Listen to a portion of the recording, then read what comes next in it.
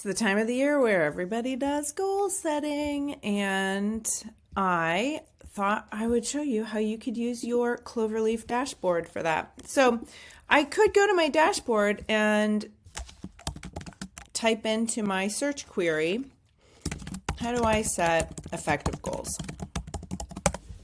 Challenging goals, exciting, impactful goals. So there's lots of options that I can pick goal setting with.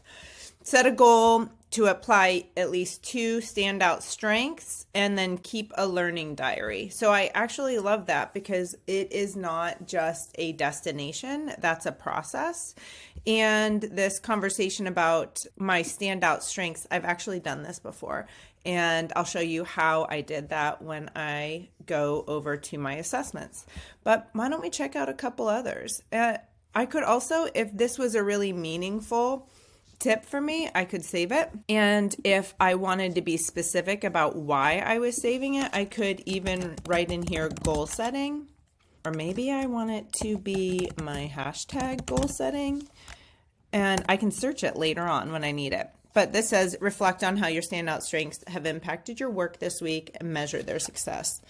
This could be fun because I could keep a rolling log and diary by editing this tip as I get going throughout the year, which this would then have every week about a way I've used a strength, my experience of it, because when you use your strengths, you're more energized and you are more effective when you operate in your strengths, and it also makes your work more satisfying. So I probably would have a history documented of things that were really exciting, energizing, and I was exceptionally effective at doing.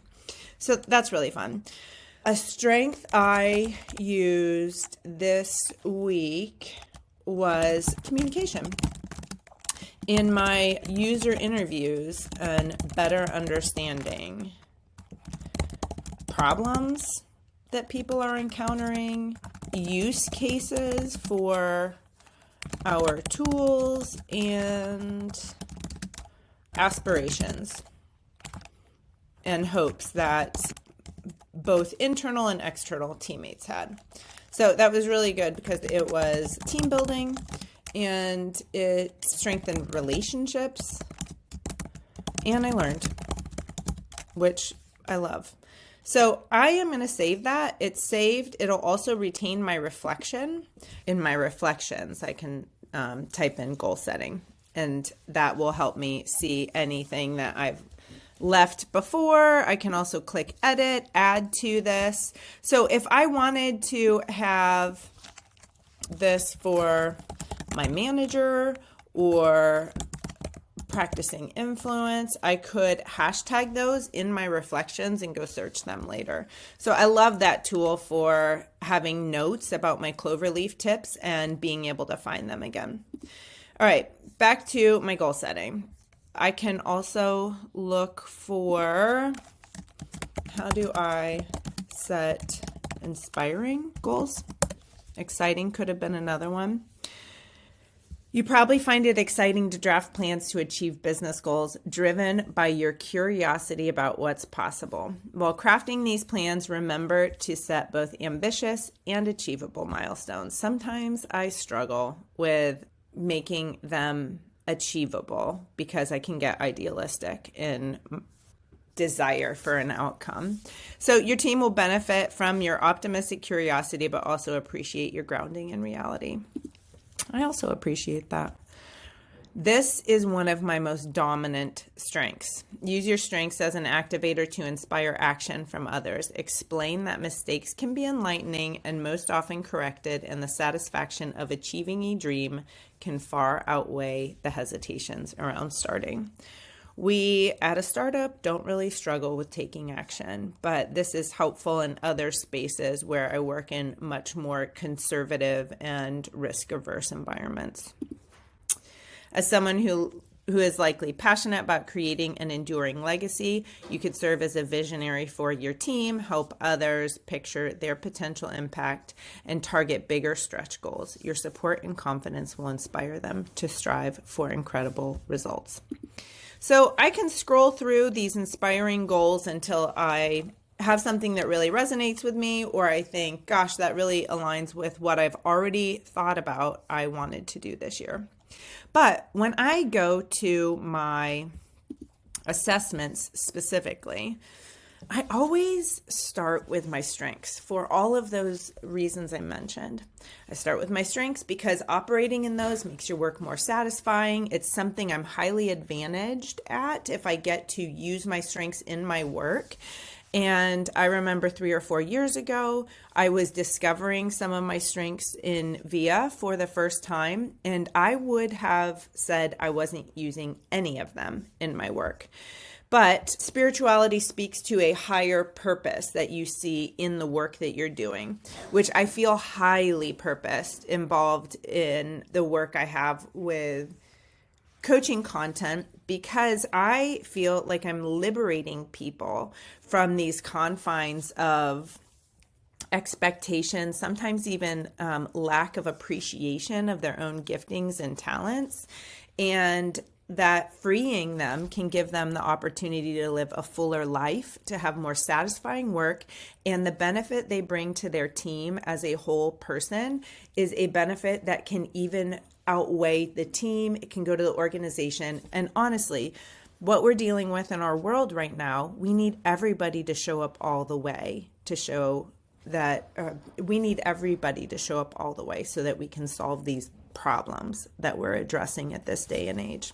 So I see a ton of value and purpose far beyond getting a coach tip. I see it as ascribing worth to individuals and inviting them to operate at a higher level and be the fullness of who they were made to be. Appreciation of beauty and excellence. I did not know this was a thing, and it has totally been a gift in my life. I started painting watercolor. That was one of my goals this year, to experiment with what beauty even was. I prioritize going to museums, and I buy good feeling textiles to have in my home, and I hang beautiful pieces of art on my walls, and I don't know that I had purchased original art before I knew about that. And the joy I experience is so satisfying, and it changes how I see the rest of my life. It is enhancing to all the parts of my life when I get to be in the presence of beautiful things. Love is, I didn't understand that that was a workplace thing. I very much love people. This strength has to do with some reciprocity. Like, I don't just give, I also am interested in receiving. And I think that opened me up to be more kind and even more honest and vulnerable on my team and with those around me. And it really has increased connection and trust in my workspaces.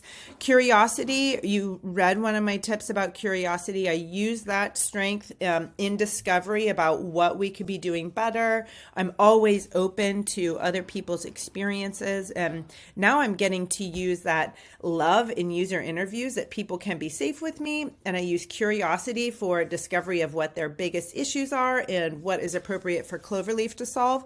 And sometimes we talk about some pretty deep and intimate or vulnerable things when we are going through it. And I will use humor to take the tension down when we start talking about things that are maybe being verbalized for the first time, when people are talking about some of the identity issues that have come up that have hurt them and their work. And it's been really so helpful to be using that in my user interviews. So I have been able to go from 0 to 5 activated inside of my work, which is awesome. Just thinking about little ways that you could be using that, and you can click on the question mark. It will take you to the strengths page, and you can investigate all of the VIA individual strengths. But let's see if I can go to VIA specific.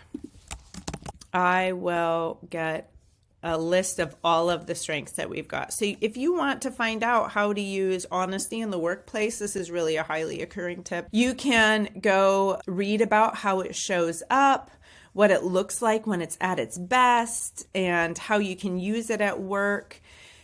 You can even ask yourself some questions to figure out what a good goal might be for you to be practicing that both applies to your work, the business goals, and leveraging this strength. So that is one way you can use your strengths in creating goals.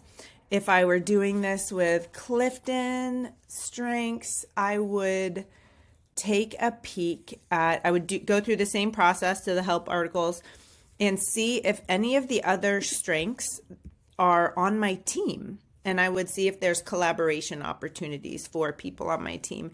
And maybe it just starts with a conversation about how we could work together on this, knowing that somebody who has a strategic strength is really good for my activator because it helps me to take action only on the items and projects that drive long-term benefit. So that is a very valuable strength for me as an activator to partner with. I would also investigate as a 5 what it looks like to be in growth, like health and operating almost in an excellence and stretching what I might naturally do. I know as a 7, I can be very excitable and I want to move on to new projects quickly. The 5s, being more introspective, contemplative, and serious, they can pause and think about the problems at hand. So what would be a good opportunity for me is before I jump to action or move on to a new project, I can sit and think through some of the strategic long-term impacts of what the highest value is before I go create collaborations with that. I can start to form my own opinions and we can move the collaboration conversation farther because I've already done some of that pre-work. So that could be a good goal for me, checking out what the growth area is and then looking at how that might work. Another one is paying attention to how I might operate in stress, which is where I become cynical, hypercritical, judgmental, irritable. I have surely seen that in myself. And I actually saw it more last year than I wanted to. And it has become a conscious goal of mine to be rejoicing this year. So what I would do is when I feel critical or cynical or judgmental, I would start saying out loud all of the reasons we have to celebrate because we're doing a good job. We've got forward progress. My team is in alignment. I would even say things like I had a great night's sleep and I loved the cup of coffee I got this morning. I'm headed into a 3-day weekend. So just being able to do that can help put a smile on my face and it can draw my attention off of what could potentially lead me into a downward spiral. The team's assessment, I will go take a peek over here. I'm looking for collaborators. Who would be a great partner for me? I'm down here and I'm actually midline on sensing, so I am as detailed in the information that I take in as I am big picture and conceptual, but I can't hang out too long on either side. And then I'm very highly focused on values alignment, people impact of the decisions I make, and I will prioritize that over precedent and policy and the way things have always been done. But sometimes I really struggle with having a concept of what I want and knowing a couple milestones, but I don't know how to go step by step from milestone to milestone. I need somebody who's very, very tactical and logical, almost engineering minded. So I would look on the other side. Lane, when I work with her, she's saying, Peggy, what is the future state that you dream of happening? And we'll go step by step from there. Tell me about the future state you want. Sometimes it's really hard for me to imagine a perfect ideal state if I haven't seen it before. And Scott, what I can do with him is say, hey, this is what I think the ideal state is. And he will say, if I was in that spot where you are now in your present state, not the ideal, these are my next 3 steps that I would take. And he helps me to know what the exact step is, not what the next big milestone is. So that is how I use people that are on the other side of the circle from me.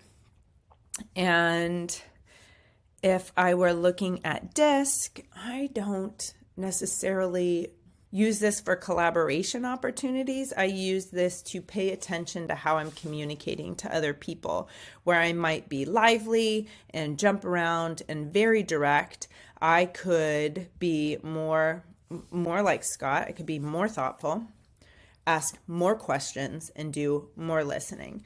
So that might be a goal of my year when I head into conversations. Maybe before I speak, I ask 3 questions and I do more listening than I do talking. And then when it comes to the head, heart, and gut, these are different intelligences that everybody has when it comes to how they are functioning. And I don't always operate with all of those intelligences. So I would probably think about who in my organization or in my relational circle has intelligence in each of those centers. And if I was having a moment of indecision or wanting to have a good global decision, I would want to find out who can I ask or talk to that has a different perspective than me about making this decision and hear what they have to say about it. So that's what I'm doing over here on these behavioral assessments, is looking how I can use that with interactions and also improving my decision making. And when it comes to I talked about having the activator being my number one strength. That's considered influencing. So it's what I use to get up and get going. Okay, that's interesting. That's influencing. I hadn't realized that. So strategic thinking would be a good partner. Alex. And for sure, when I want to rush to action, he is saying, what is the best action to take? What is the best question to be asking? And he is always holding a bigger picture perspective there too. So he is fantastic. And you can see he's got strategic and ideation. And learner helps to keep him curious too. So there's a lot of alignment in the direction or the kinds of motions we want to take. There is not as much in how we execute and act on those, but we do have a lot of alignment in common values of discovery and movement. So if I were setting goals, it might be to evaluate who I am working with and how I might use a strength in collaboration with them.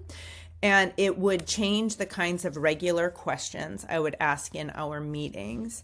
So if I am working with somebody who is very executing and strategic, I would probably ask what the highest value project or next steps might be when I so excitedly want to start moving and take action. And I would make it an ongoing ask, not just a one time, but something that became a way that we operated so that I was experiencing the most growth and also the most benefit from these collaborations that are available. So for me, when it comes to goal setting, I am over here on the J, I'm pretty strongly judging, which is prone to action. And then activator makes me very prone to action. And I also can get, like, along the lines of my 7 wing, can get critical and focused on an outcome. And I am practicing being more open and flexible. And I have called that word surrender. I will surrender my plans because I have become suspicious that there might be something better than what I planned. And I want to see the best bear root, and I want that to be what grows, not necessarily what I see first or what I am sure in the moment is the right way to do things. So that's why I'm practicing being more open, and I'm excited to see how that goes. And I think some of the ways I'll do it are by listening and asking more questions and being more open. So I think it'll be a good year. I am looking forward to rejoicing and calling out all the good things I see on the regular basis as well. I hope this is a fantastic 24 for you.